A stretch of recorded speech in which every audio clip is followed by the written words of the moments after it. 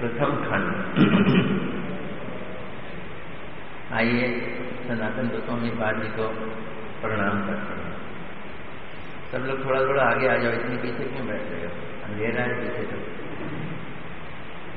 वंदे श्री गुरु श्री युगपद कमलम श्री गुरु वैष्णवांश्च श्री रूपम सागर जातम सहगण रघुनाथम शिरूप सनातन भट्ट रघुनाथ श्री गोपाल भट्ट दास रघुनाथ गोसाई करी चरण वंदन जहाँ से विघ्नाश अभिष्ट पूर्ण।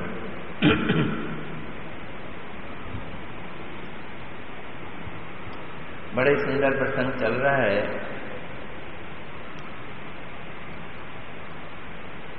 कल क्या बात थी? बड़ी इंपॉर्टेंट थी ना ये? क्या निकल के आई थी?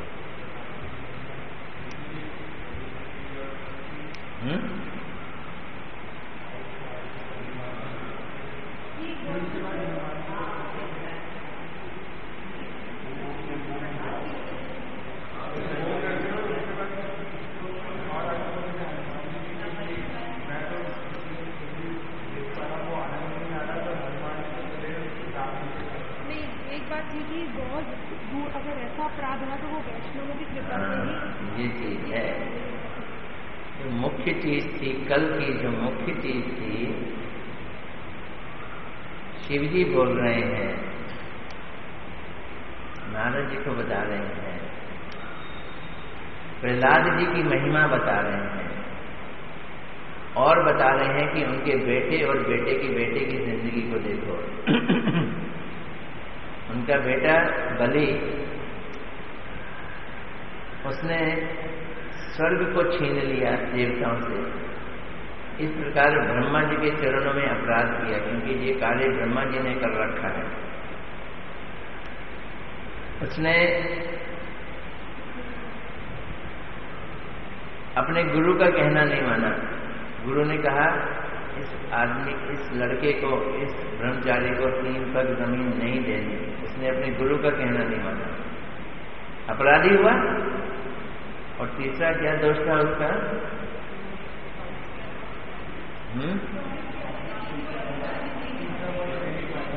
हाँ, अपने वायदे को पूरा नहीं निभाया। क्या वायदा था? 3 पग जमीन दूंगा, तीसरा पग की उसके बाद जगह नहीं बची, दे ही नहीं सका।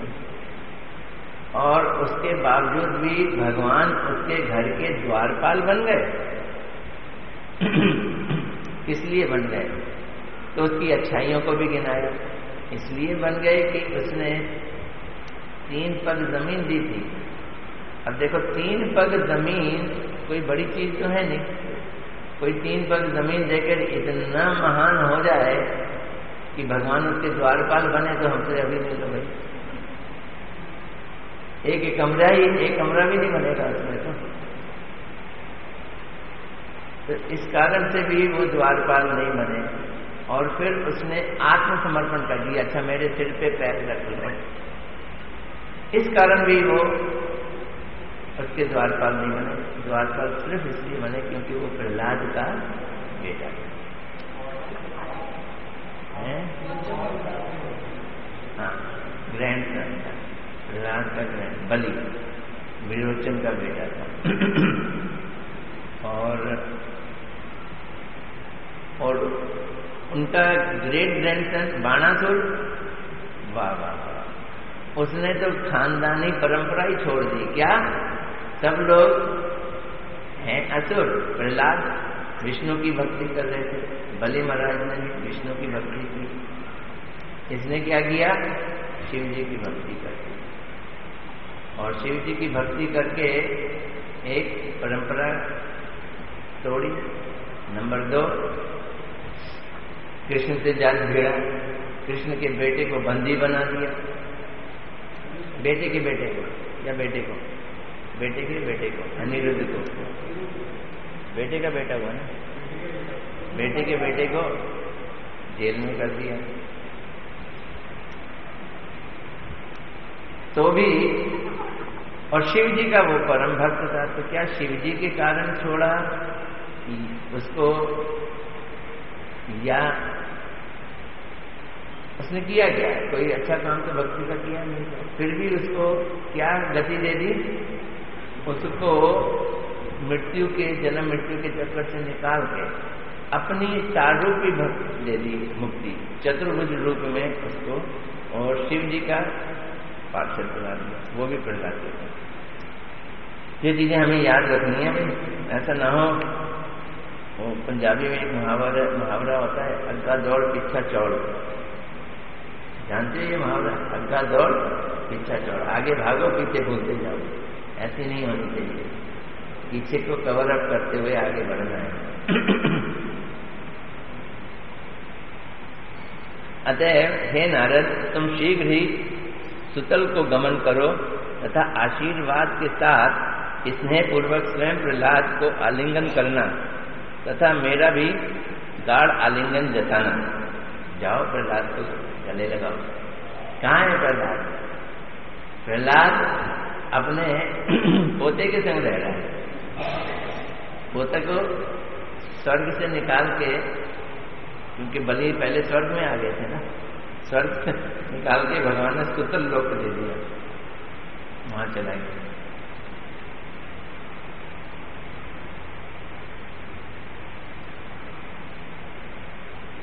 उनको गले लगाना और मेरा भी आलिंगन उनको देना, ये एक शिव जी की तरफ से। कल ये बता रही थी पूनम, गुरुदेव का लेक्चर सुना था उसमें गुरुदेव ने कहा था इतना सब होते हुए भी शिव जी प्रहलाद की महिमा तो गान कर रहे हैं, पर गुरुदेव ने कहा था शिव जी की पोजीशन फिर भी प्रहलाद से ऊपर है। अतः तुम शीघ्र ही सुतल लोक अर्थात तृतीय रसातल में जाकर, यहाँ पर अतएव कहा गया है, इसका कहने का उद्देश्य ये है, जब स्थिर हो ही गया, सिद्ध हो ही गया कि प्रहलाद सर्वश्रेष्ठ हैं, कि मेरे और बैकुंठवासी नित्य पार्षद गरुड़ आदि की तुलना में प्रहलाद श्रेष्ठ हैं, अर्थात श्री कृष्ण कृपा पात्र हैं, तो बैकुंठ जाने की कोई आवश्यकता नहीं है। बैकुंठ मत जाओ, कहाँ जाओ तो ऊपर चढ़ाने की बजाय नीचे भेजने। देखो बैकुंठ है ऊपर और सुतल लोक है पृथ्वी के अंदर, और पृथ्वी के अंदर भी तो मतलब ब्रह्मांड के अंदर भी पृथ्वी से नीचे, पृथ्वी से नीचे के लोग रसातल कहलाते हैं, ऊपर के लोग जो हैं वो हैं नहीं, रसातल मतलब सारे लोग, पताल, तलातल, सुतल, वितल, अतल, ये सब रसातल के अंतर्गत आते हैं। यही कह रहे हैं यहाँ पे। अतः तुम अर्थात तृतीय रसातल में जाकर, रसातल इसका मतलब पूरा वो 7 से 7 लोग जो है तृतीय रसातल, प्रहलाद का अभिनंदन करो, क्योंकि श्री भगवान ने प्रहलाद से कहा है, हे पुत्र प्रहलाद, तुम्हारा मंगल हो, तुम सुतल गमन करो और अपने पुत्र पौत्र सहित आनंद पूर्वक रहकर, क्या बात है,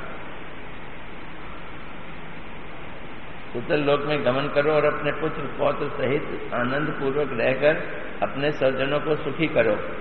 उस सुतल में तुम देखोगे कि मैं अपने हाथों में गदा लेकर विराजमान हूँ। सुतल लोक में ही बैकुंठ है, क्योंकि वहां पे खुद है। इस प्रकार भगवान की आज्ञा पालन तथा भगवान के दर्शन प्राप्त करने के लिए प्रहलाद वहीं पर निवास कर रहे हैं। सर्वप्रथम तुम उनको आशीर्वाद देकर स्वयं आलिंगन करके अत्याधिक सुख अनुभव करना, और फिर मेरा आलिंगन भी जताना। अहो सज्जनों में श्रेष्ठ वे प्रहलाद हमारे द्वारा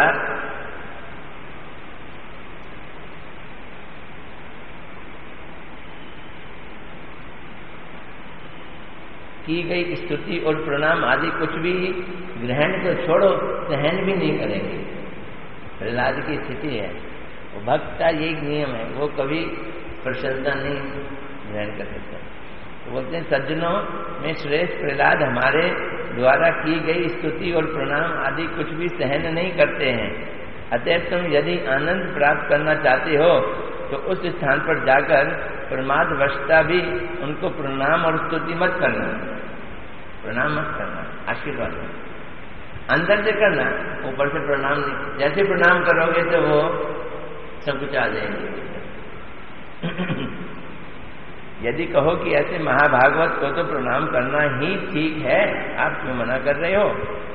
वो कहते ओहो कर रहे हैं, मतलब नहीं नहीं नहीं नहीं, ये मत करना गड़बड़। प्रहलाद हमारे द्वारा की गई स्तुति को भी सहन नहीं कर पाते, अतएव उस स्थान पर जाकर प्रमाद वशता उन्हें प्रणाम आदि मत करना। यहां प्रमाद क्यों कहा गया है? प्रमाद वशता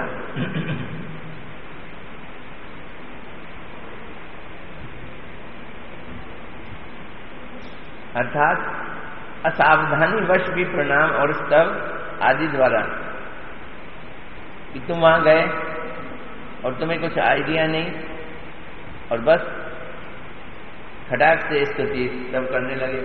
असावधानी, प्रमाद का मतलब है असावधानी। ऐसे महाभागवत को संतुष्ट नहीं किया जा सकता। अतएव यदि तुम सुख प्राप्ति के अभिलाषी हो तो उनको कभी भी प्रणाम मत करना। देखो यही चीज हमारे यहाँ आती थी। इसलिए भक्ति सिद्धांत सरस्वती ठाकुर प्रभुपाद जी को जो भी प्रणाम करता था, उनका शिष्य, दूसरे नहीं, उनके शिष्य, तो वो भी प्रणाम करते थे और अपने शिष्यों को कहते थे मैं तुम्हारा दास हूं, शिष्यों को कहते थे। तो हमारे परम गुरुदेव, उन्होंने देखा कि ये तो उल्टा हमारे ऊपर ही बोझ चढ़ा देते हैं, तो उन्होंने प्रणाम करना छोड़ दिया। वो प्रभुपाद जी के सामने जाके प्रणाम ही नहीं करते थे। जब प्रभुपाद जी कहीं जा रहे होते थे, पीछे होते थे, तब प्रणाम करते थे, ताकि प्रभुपाद जी का ये कहे ना उनको कि दासो मैं तुम्हारा दास पीछे से प्रणाम कर। चलो जी, 3 अध्याय हो गए, आज 4था अध्याय शुरू कर रहे, याद रखना 4th अध्याय था। परीक्षित जी ने कहा, महाराज, श्री नारद मुनि महादेव की इस बात को सुनकर अत्यंत आश्चर्यचकित हुए और प्रहलाद के दर्शन के लिए अति उत्सुकता पूर्वक मन रूपी वाहन, उनकी वाहन क्या है, मन रूपी वाहन पर चढ़कर असुरों की पूरी स्तुति में प्रवेश कर गए। उनको जाने में कितनी देर लगती है? फास्टेस्ट, मन रूपी वाहन पर बैठ गए।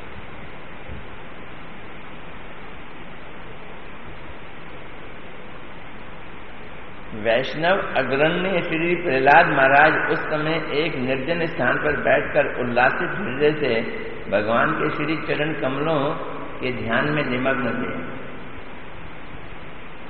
संसारी आदमी हो तो क्या हो, घर में बैठा हुआ है, बेटा है, बेटे का बेटा है, फिर उसके भी बेटे होंगे, पोते पोते होंगे, उनके संग खेलने में लगा हुआ।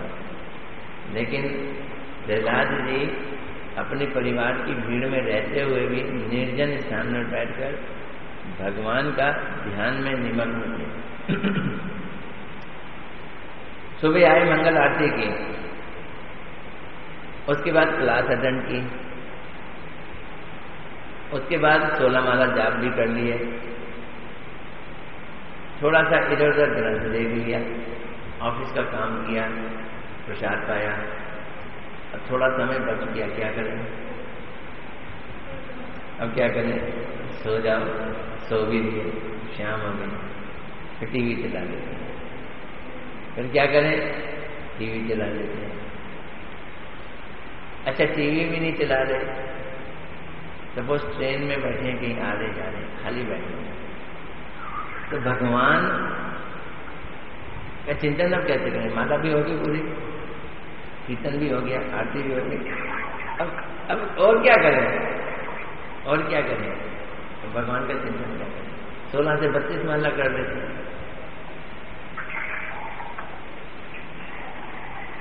आदत नहीं पड़ी है भगवान के चिंतन की। क्यों?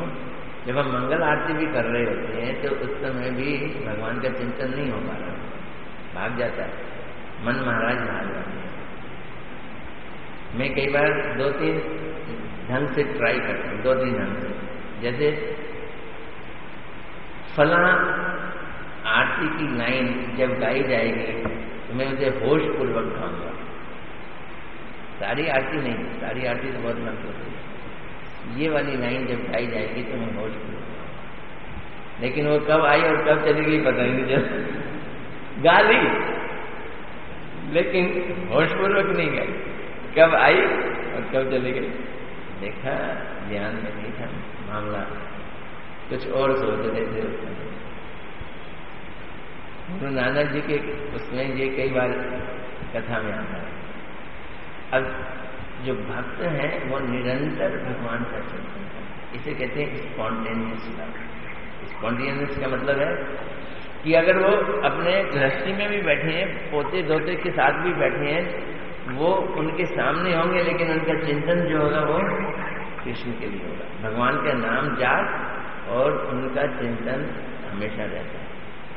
उन्होंने उसी ध्यान अवस्था में दूर से ही मुनिवर श्री नारद के साक्षात दर्शनों के समान ही दर्शन किए और उनके स्वागत के लिए प्रस्तुत होते होते ही मुनिवर तेजी से उनके निकट पहुंच गए। तब प्रहलाद महाराज ने अपने आसन से उठकर उन्हें प्रणाम किया।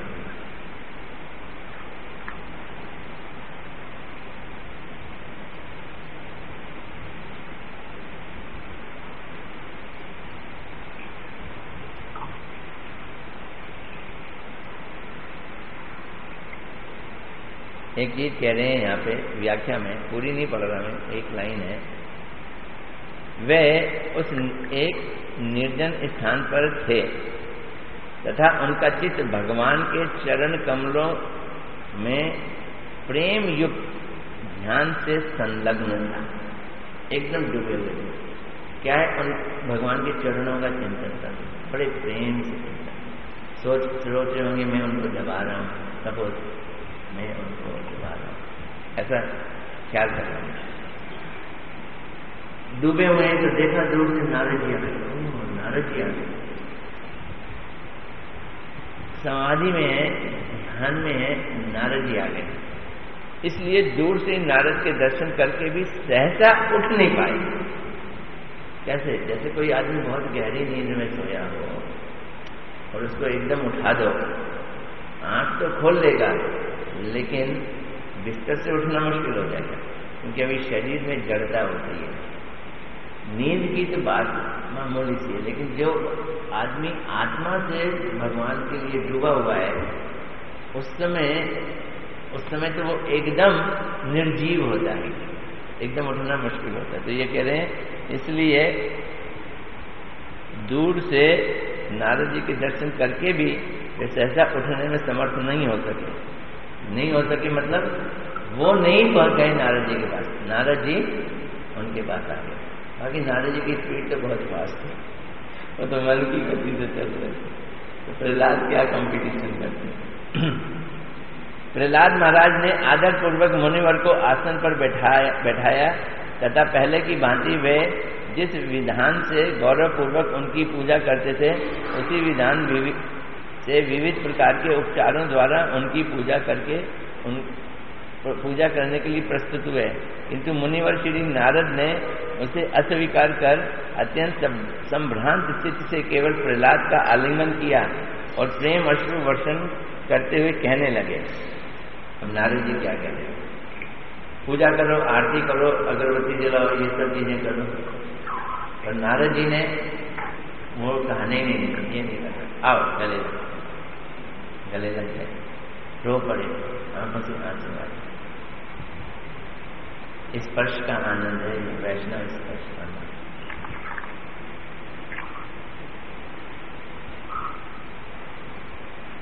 मुनिवर श्री नारद प्रहलाद के द्वारा दिए हुए आसन पर स्वयं नहीं बैठे, बल्कि श्री प्रहलाद ने परम आग्रह पूर्वक उनको उस आसन पर बैठाया। बैठे हुए थे आसन पे प्रहलाद जी, नारद जी वहां पहुंच गए। प्रहलाद जी उठे और बोले यहाँ बैठिए। वो कहते नहीं, तुम ही बैठो। तो भी प्रहलाद जी ने उन्हें जबरदस्ती बैठाया और यथा विधि अर्थात पूर्वक श्री प्रहलाद द्वारा प्रस्तुत की गई पाद्म अर्घ अर्घ्य पूजा सामग्री को नारद जी को ग्रहण नहीं किया। पूजा पूरी होती ना, वो करने लगे, उन्होंने नहीं की। केवल अत्याधिक प्रेम विह्वल चित्त से प्रहलाद को आलिंगन कर आनंद अश्रु बरसाने लगे। उन वैष्णव चूड़ामणि से कहने लगे, श्री नारद जी बोले, हे पुत्र, केवल तुम ही श्री कृष्ण की कृपा पात्र हो। मैंने बहुत समय बाद तुम्हारे दर्शन किए हैं। आज मेरा परिश्रम सफल हुआ। बाल काल से तुम में विशुद्ध कृष्ण भक्ति है। ऐसी भक्ति पहले किसी में भी नहीं देखी जो तुम्हारे में।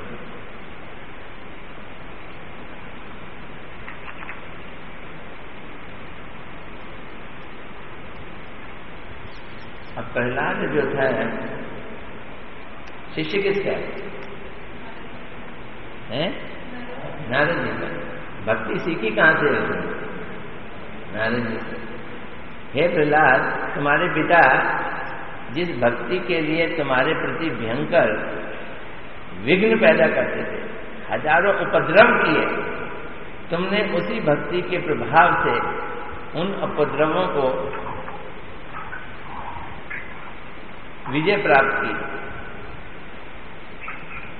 और तुम्हारी कोई क्षति ही नहीं हुई, बल्कि तुम्हारे प्रभाव से सब उपद्रवकारी दैत्य भी भागवत बन गए।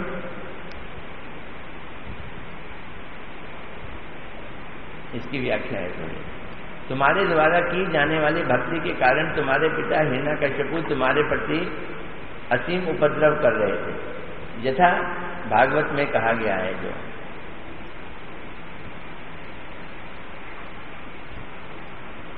क्या क्या की है थोड़ा सा बताया। हिरण्यकशिपु के मन में शंका हुई, इसलिए वे बड़े हठ के साथ प्रहलाद को वध करने के उपाय सोचने लगा। उन उपायों में बड़े बड़े हाथी के द्वारा कुचलना, विषधर सर्प के द्वारा डसा जाना, तंत्र मंत्र से उत्पन्न राक्षसी द्वारा कष्ट देना, माइक गड्ढे में बंद रखना, विष देना, भोजन न देना, हिम जल वायु अग्नि और पर्वत से फेंकना आदि आदि जो है उपद्रव किए। उन विघ्नों के महाभयंकर, दूसरों के लिए असह्य और भीषण होने पर भी तुमने सभी विघ्नों के ऊपर विजय प्राप्त कर ली। कैसे विजय प्राप्त की? भक्ति के प्रभाव। भक्ति थी तुम्हारे ऊपर, तुम्हें कोई पता नहीं चला। अर्थात हरि भक्ति के प्रभाव से वो विघ्न तुम्हारा कुछ भी नहीं बिगाड़ सकता। और क्या कहूं, तुम्हारे उपदेश को पाकर फिर दर्शन और स्पर्श के द्वारा प्राय सभी दैत्य भी परम भागवत बन गए। पहले तो दैत्यों के पुत्र बने, बाकी दैत्य भी तुम्हारे कारण भागवत बन गए। कैसे? नारदीय पुराण और हरि भक्ति सुधय ग्रंथ में ये बात आती है। नारदीय पुराण और हरि भक्ति सुधोदय ग्रंथ में धरणी देवी ने कहा, हे वत्स, आज ये मनुष्य लोक कृतार्थ हो गया, क्योंकि तुम्हारे जैसे भागवत श्रेष्ठ इस मनुष्य लोक में निवास कर रहा है। तुम्हारे दर्शन स्पर्शन आदि द्वारा सभी लोग हरि लोक को प्राप्त करने के अधिकारी हो गए हैं, दर्शन से और स्पर्शन से। धरणी देवी कौन? पृथ्वी देवी। पृथ्वी देवी प्रहलाद को कहते हैं।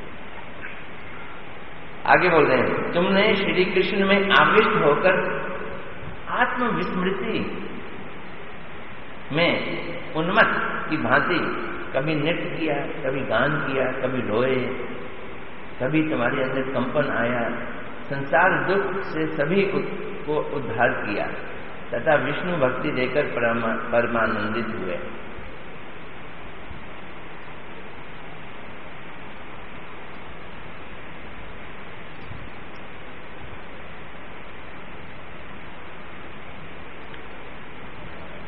जब तुम्हारे पिता ने तुम्हें समुद्र में फेंका था, तब श्री कृष्ण ने स्वयं महासागर के तट पर आविर्भूत होकर तुम्हें अपनी गोद में बैठाकर माता के समान तुम्हारा लालन पालन किया था। श्री ब्रह्मा और महेश जैसे देवताओं द्वारा की गई स्तव स्तुति आदि का अनादर करके श्री कृष्ण ने स्पर्शन आदि द्वारा तुम्हें सम्मानित किया था। भगवान श्री नरहरि ने चुंबन और आलिंगन आदि द्वारा तुम्हारा लालन पालन किया। और हरि भक्ति सुधोदय में ये चीज लिखी है, ग्रंथ में कहा है, इसके बाद अपने भक्तों के प्रिय बंधु श्री हरि ने तुम्हें अपनी गोद में बैठाकर माता के समान तुम्हारे को चुंबन किया, आलिंगन किया आदि। अपने कर कमलों द्वारा अंगों को बार बार स्पर्श किया और चाटा। कितना सौभाग्य तुम्हारा।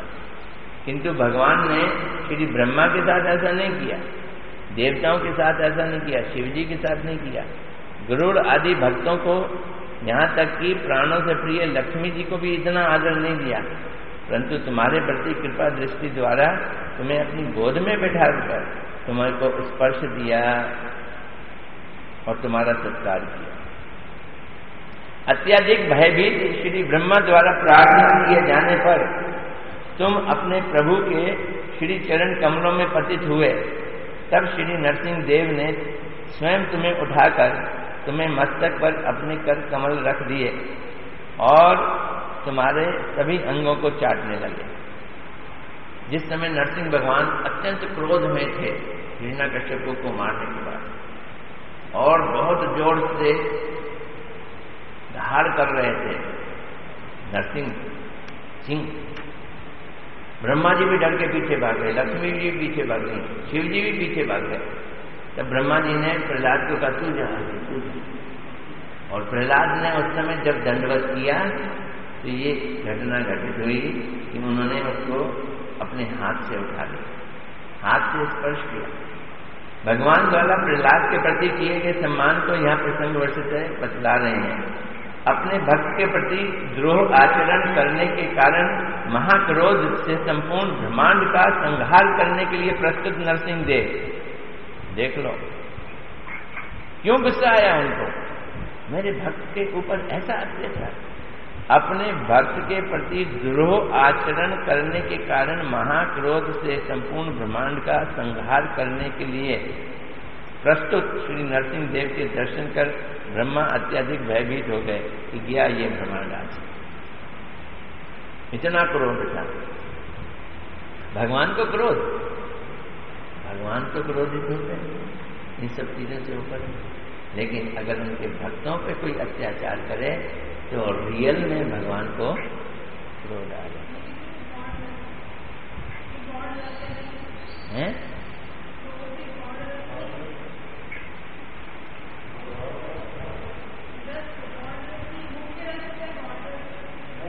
कौन रस, रस क्या?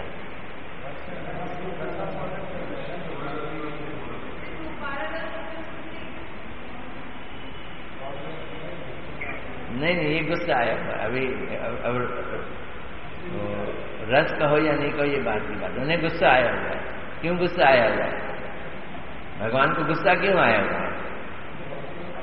भक्त के ऊपर अत्याचार के उन्हें गुस्सा आया।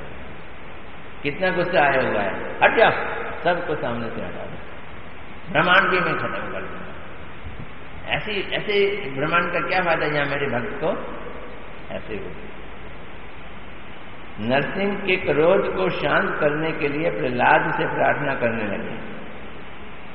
सप्तम स्कंद में ब्रह्मा के प्रहलाद के प्रति वचन है। सातवें स्कंद में क्या? हे तात, प्रभु नरसिंह देव तुम्हारे पिता पर क्रोधित हैं, अतः तुम प्रभु के निकट जाकर उनके क्रोध को शांत करो। तब तुम धीरे धीरे अपने प्रभु के निकट गए थे। तुम्हारे दंडवत प्रणाम करने पर नरसिंह ने स्वयं तुम्हें उठाकर मस्तक पर अपने कर कमल रख दिए और तुम्हारे सभी अंगों को चाटने लगे। और भी कहा है, बालक प्रहलाद को अपने चरण कमलों में गिरा हुआ देखते ही श्री भगवान नरसिंह देव कृपा परवश हुए और जो कर कमल काल रूप सर्प के भय से भयभीत सभी व्यक्तियों को अभय प्रदान करते हैं, वही कर कमल उन्होंने प्रहलाद के मस्तक पर स्थापित कर दिए। श्री बृहन नरसिंह पुराण में कहा है, सिंह जैसे जिस प्रकार अपने शिशु के अंगों को चाटता है, सिंह जैसे अपने शिशु के अंगों को चाटता है, उसी प्रकार नरसिंहदेव प्रहलाद के अंगों को चाटने लगे। देखो हर जगह से उठा के लिया। ये चीज भागवत में नहीं लिखी थी उन्होंने, नरसिंह पुराण में भी लिखी। श्री नरसिंहदेव भगवान द्वारा अनेक प्रकार की चातुरी सहित तुम्हें ब्रह्मा आदि देवताओं के भी प्रार्थनीय परम पद दान करने का अभिप्राय प्रकाश करने पर भी तुमने उसको अस्वीकार कर दिया। अब नरसिंह भगवान तुमको ऊंचा पद देना चाहते, ब्रह्मा का पद भी दे सकते थे, तुमने सबको अस्वीकार कर दिया और अपने जन्म जन्मांतर में केवल हरि के चरणों में अहेतु की भक्ति ही मांगी। क्या बात, कैसे होता? भगवान बड़े चतुर हैं, चतुराई से तुम्हें कह रहे थे मांग, ले ले, कुछ ले ले। अत्याधिक चतुरता पूर्वक तुम्हें बहुत प्रकार के वरदान देने के लिए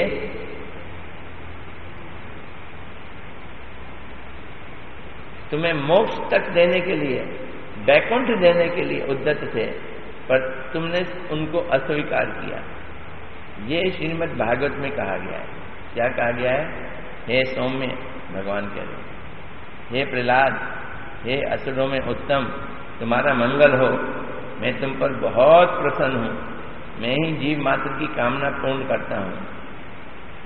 विष्णु पुराण में भी कहा है, हे प्रहलाद, तुमने मेरे प्रति एकांतिक भक्ति का अनुष्ठान किया है, अतएव मैं तुम्हारे प्रति अत्यंत प्रसन्न हूं। तुम मुझे अपने अभिलाषी वर की प्रार्थना करो। इस प्रकार प्रहलाद को प्रेम भक्ति का दान करने के उपरांत श्री भगवान कहने लगे, तुम्हारी मुझ में विशुद्ध भक्ति है तथा भविष्य में भी रहेगी। ये भी कर दिया। अब तुम मुझसे अपना वांछित वर ग्रहण करो। जनरली ये होता है, नहीं हमें तो भक्ति चाहिए, भक्ति चाहिए, अंदर से चाहते हैं थोड़ा बहुत संसार में, ऊपर से कहते हैं नहीं क्या चाहिए, खाली भक्ति चाहिए। भगवान ने कहा नहीं भक्ति तो दे दी तुमको, अब मांगो और एडिशनल मांगो। केक के ऊपर क्रीम, क्रीम के ऊपर पाइनएप्पल, और क्या डालते हैं, लाल चेरी हैं, चेरी, कुछ मांग लो, चेरी मांग लो। श्री हरि भक्ति सुधोदय, श्री हरि भक्ति सुधोदय में भी कहा गया है, हे वत्स, मेरे प्रति गौरव प्रकाश करने से तुम में जो भय और संभ्रम उपस्थित हुआ है उसको त्याग करो। गौरव छोड़ो, अब ओपन हो जाओ। भक्तों का ऐसा गौरवपूर्ण व्यवहार मुझे प्रिय नहीं है। तुम स्वच्छंदता पूर्वक मेरे प्रति प्रीति प्रकाश करो, भय से नहीं करो। भय रहित होकर प्रीति द्वारा भक्त मेरे दर्शन करते हैं, मुझसे वार्तालाप भी करते हैं। आप काम होने पर भी भय रहित प्रीति द्वारा भक्त मेरे दर्शन करते हैं, मुझसे वार्तालाप करते हैं। आप काम होने पर भी अपने भक्तों की वैसी प्रीति मुझे नित्य नवीन लगती है। नित्य मुक्त होने पर भी मैं अपने भक्तों के स्नेह रूपी रज्जु के द्वारा बंधा रहता हूँ। मैं मुक्त हूँ पर बंधा हूँ। कौन से भक्त? जो भय रहित होकर मेरी स्तुति करते हैं। भय से स्तुति करते हैं वो एक है, लेकिन भय रहित होकर स्तुति करना, हम डर के करते हैं। मैं बचपन में कृष्ण जन्मभूमि जाया करता था मथुरा से। तो जब बच्चों के एग्जाम खत्म होते थे और रिजल्ट आने वाला होता था ना, एक हफ्ते पहले स्टूडेंट से खचाखच भरा होता था। सारे के सारे लोग मंदिर जाते थे, भगवान बात बता, भय वाली भक्ति।